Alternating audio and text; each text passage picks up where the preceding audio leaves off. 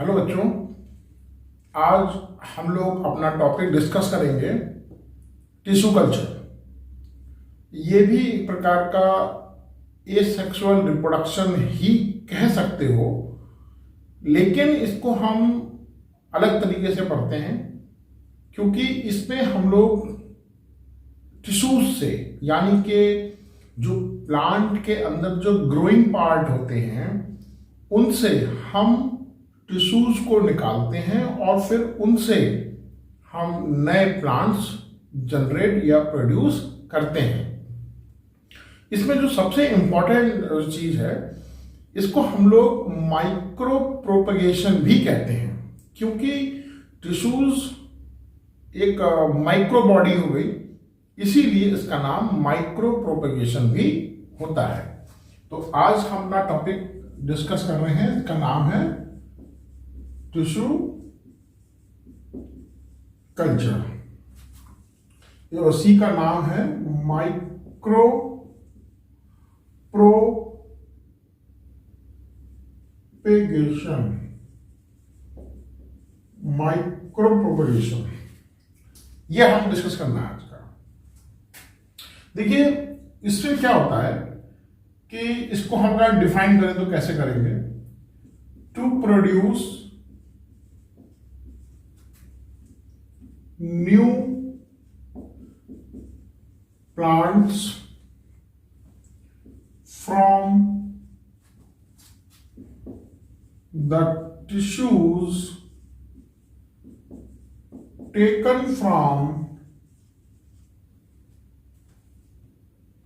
from the growing parts of plants, such as root tips, shoot tips, like this। अब यहां पे है क्या? बहुत ही सिंपल सी चीज है कि हमें नए प्लांट बनाना है from the growing part of the plant, यानी हम वहां से टिश्यू निकाल रहे हैं, जैसे अपेक्स पार्ट, जैसे root tip, shoot tip, leaf tip, ये इनसे हम निकाल सकते हैं और इनसे एक नया प्लांट बना सकते हैं। अब सवाल उठता है कैसे करते हैं। कैसे जानने से पहले हमें थोड़ा सा सिग्निफिकेंस पे डिस्कशन करना चाहिए। सबसे पहली बात तो ये है कि ये बहुत ही सिक्योर है, रिलायबल है और साथ ही साथ ये फास्ट है। मतलब आप कुछ ही हफ्तों में, इन फ्यू वीक्स, आप 1000 ऑफ प्लांट्स को प्रोड्यूस या बना सकते हो, जनरेट कर सकते हो, बना सकते हो, प्रोड्यूस कर सकते हो। और दूसरी इसकी जो बात है वो ये है कि इसमें जो आप बनाओगे वो आप किसी भी सीजन में बना सकते हो। मतलब जरूरी नहीं है कि आपको पर्टिकुलर टाइम पीरियड चाहिए कि आप ये मौसम आया है या ये समय आया है तो हमको बनाना है। आप ये किसी भी सीजन में कर सकते हो, मतलब any time. This method can be used any time. तीसरा ये है कि इसमें जो भी आप प्लांट तैयार करते हैं वो डिजीज फ्री होता है। यानी कि डिजीज फ्री का मतलब क्या हुआ? क्योंकि ये पूरा का पूरा साइंटिफिक मेथड है, तो इसमें जो भी हम इंस्ट्रूमेंट यूज करते हैं वो सारे के सारे स्टरलाइज्ड होते हैं, यानी कि फ्री फ्रॉम पैथोजेंस होते हैं, बैक्टीरिया होते हैं। इसीलिए ये अच्छी है प्रोसेस, क्योंकि डिजीज फ्री है।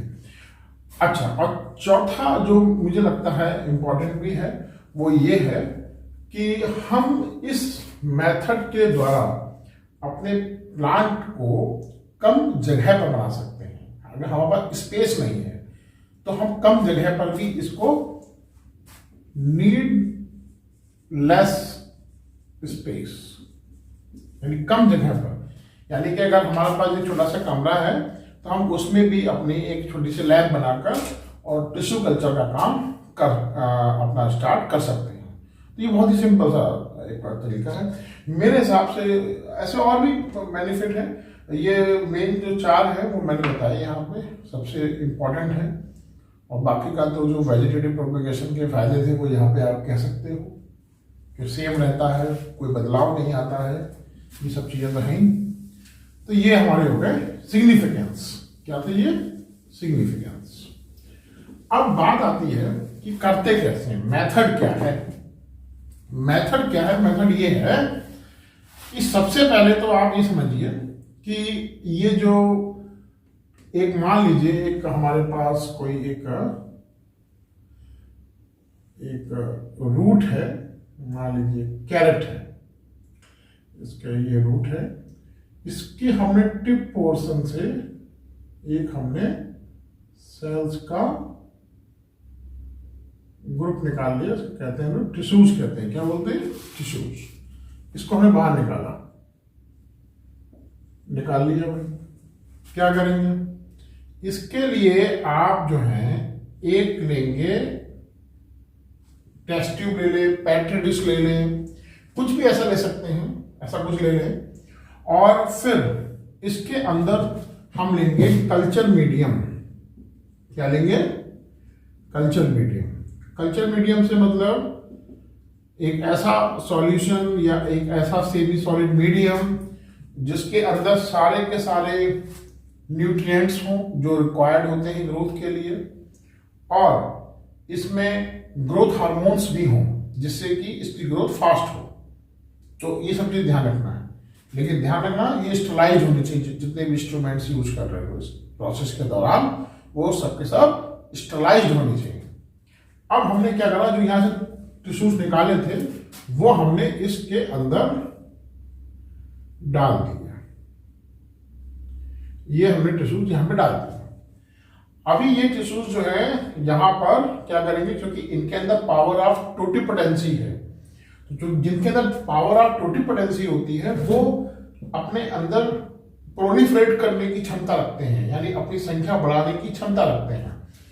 तो अब जाहिर बात है जब इनके अंदर पावर ऑफ प्रोलिफरेशन है, टोटिपोटेंसी है, तो ये ग्रो करेंगे। ग्रो करने का मतलब मल्टीप्लाई या डिवीजन करेंगे, और डिवीजन करके they will form an undifferentiated mass of cells, यानी कि अभी उसमें कोई डिफरेंशिएशन नहीं हुआ है, यानी लीव्स, स्टेम, रूट्स ऐसा कुछ नहीं बना है, अभी अनडिफरेंशिएटेड है। तो ऐसा हम यहाँ मास बनेगा, और जब ऐसा होता है उसके बाद इसको हम लोग अनडिफरेंशिएटेड मास ऑफ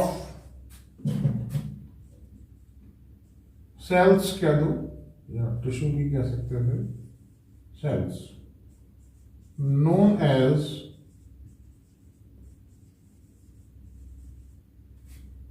कैलस। अब हमने जो कैलस बना था उसको हमने यहां पे ट्रांसफर कर दिया एक फ्रेश कल्चर मीडियम में। अब ये ग्रोथ कर चुका है तो हमें थोड़ी सी सेल्स ज्यादा दिखा देना चाहिए यहाँ पे, जिससे कि यहाँ पे समझ में आ जाए। अब यहाँ पे सेल्स बन गई हैं। अब यहाँ पे क्या होगा कि ये सेल्स फिर अपने आप को ग्रो करेंगी, मल्टीप्लाई करेंगी, प्रोलिफरेट करेंगी, जिसकी वजह से इसके अंदर क्योंकि हार्मोनल एक्शन हो ही रहा है, हार्मोन मीडियम में होते ही हैं, फिर ये जो मास था वो अभी अनडिफरेंशिएटेड था, उसके अंदर ग्रोथ होती है, और उस ग्रोथ के बाद में इसमें डिफरेंशिएशन स्टार्ट हो जाता है, यानी कि उसके अंदर डिफरेंशिएशन स्टार्ट हो जाएगी। कुछ आपको निकलता हुआ दिखाई पड़ेगा, कुछ रेसे रेसे दिखाई पड़ेंगे, बहुत महीन महीन, यानी कि इसमें कुछ एरियल पार्ट बन रहा है। और जब इसके अंदर ग्रोथ होती है तो इसको न्यूट्रिएंट्स की आवश्यकता ज्यादा होगी, इसीलिए ग्रोथ पीरियड के दौरान न्यूट्रिएंट्स की कमी ना हो तो हम कल्चर मीडियम को चेंज करेंगे। अगर हम सोचेंगे कि हम इसी में और डालते रहे तो ये ओवरफ्लो करेगा, और दूसरा ये है कि न्यूट्रिएंट्स की अगर कमी रहेगी तो फिर ये ग्रोथ अच्छे से नहीं हो पाएगी। इसके लिए जरूरी है कि ग्रोथ अच्छे से हो, तो न्यूट्रिएंट्स की कमी नहीं होनी चाहिए। तो हम क्या करेंगे, एक और हम लोग टेस्ट ट्यूब लेंगे और उस टेस्ट ट्यूब के अंदर इसको हम लोग डाल देंगे और डालने के बाद में जैसा भैया आप देख ही रहे हैं, यहां पे इसके अंदर लीव्स बनना शुरू हो जाती हैं। ये आपको दिखाया है, यानी इसमें डिफरेंशिएशन स्टार्ट हो गया। और अब जब इसमें डिफरेंशिएशन हो गया तो अब इसे कहते हैं प्लांटलेट। ये प्लांटलेट्स बन जाते हैं, यानी छोटे कई सारे प्लांट बन जाते हैं। बाद में इसको निकाल कर, इसको अलग निकाल लेंगे। निकालने के बाद में एक पेट्री डिश के अंदर सेमी सॉलिड हम लोग मीडियम बनाएंगे और उसके अंदर न्यूट्रिएंट्स का, ये कल्चर मीडियम का, और ये जो हम एक एक करके इनको निकाल के और इसके अंदर हम लोग लगा देंगे। इसके अंदर ये जो है लीव्स हैं और पूरा जो है स्टेम, रूट, ये सब होता है। ऐसे मैंने आपको दिखाया है रिप्रेजेंटेशन के तौर पे ये। और इस तरीके से इसको हम फिर एक मशीन होती है इनक्यूबेशन के लिए रखते हैं, इनक्यूबेटर बोलते हैं इसको, मशीन को। उसमें इनक्यूबेशन को रखते हैं, उसमें ऑप्टिमम जो ह्यूमिडिटी होती है, टेम्परेचर होता है, वो सारा का सारा इसमें प्रोवाइड होता है। और उससे क्या होगा कि इनकी ग्रोथ और तेजी से होगी। और जब इनकी ग्रोथ होती है तब इनको थोड़ा सा ये बड़े हो जाएंगे, थोड़े थोड़े छोटे छोटे प्लांट के रूप में डेवलप होंगे। फिर इनको नर्सरी में ट्रांसफर कर दिया जाता है और नर्सरी में फिर ये जो आप देखा होगा कि छोटे छोटे पॉलीथीन के बैग्स होते हैं, उनके अंदर मिट्टी भरी होती है। मिट्टी मतलब न्यूट्रिएंट्स, खाद टाइप के बना के बढ़िया करके मिट्टी और खाद वगैरह सब ह्यूमस वगैरह में रख के रखा जाता है। और फिर उसके अंदर फिर हम इन पौधों को लगा देते हैं जिससे कि वो अपने नेचुरल एनवायरनमेंट में ग्रो करें। फिर इनकी पौध बड़ी हो जाती है नर्सरी में और फिर उनको फिर सप्लाई कर दिया जाता है किसी फील्ड में या किसी बाहर किसी जगह पर लगाने के लिए। तो ये एक तरीका होता है टिश्यू कल्चर का। तो हमने इस टॉपिक में पढ़ा टिश्यू कल्चर क्या होता है। पार्थेनोजेनेसिस, बच्चे पूछते हैं पार्थेनोजेनेसिस ये क्या होता है, ये पूछते हैं बच्चे। पार्थेनोजेनेसिस का मतलब होता है development of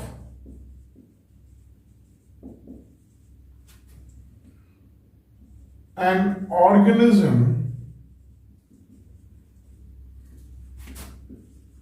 from haploid or diploid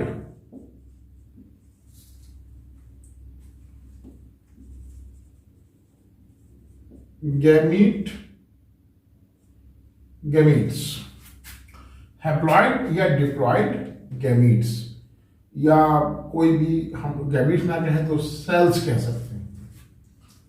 कोई भी हैप्लॉइड सेल हो या डिप्लॉइड सेल हो, उससे जब कोई नया ऑर्गेनिज्म बनता है, मतलब सीधे सीधे बन जाएगा, तो अब उसको कहेंगे कि वो पार्थेनोजेनेसिस हो रही है। जैसे एग्जाम्पल लेते हैं, जैसे एग्जाम्पल के तौर पे हम लेते हैं हनी बी। हनी बी में जो हनी बी होती है वो कुछ एग तो देती है फर्टिलाइज्ड एग्स, और कुछ होते हैं अनफर्टिलाइज्ड एग। अब जो होते हैं अनफर्टिलाइज्ड ये बनाते हैं मेल, ड्रोन, और जो फर्टिलाइज्ड होते हैं ये बनाते हैं वर्कर्स।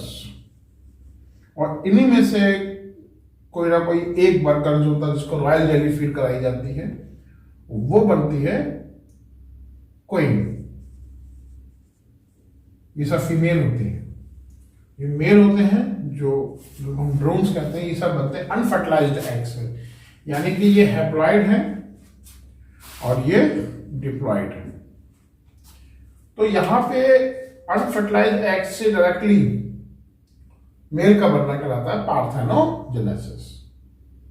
तो पार्थेनोजेनेसिस के दौरान बिना फर्टिलाइजेशन किए जब कोई भी गैमीट जिसके अंदर या तो हाफ नंबर ऑफ क्रोमोसोम है या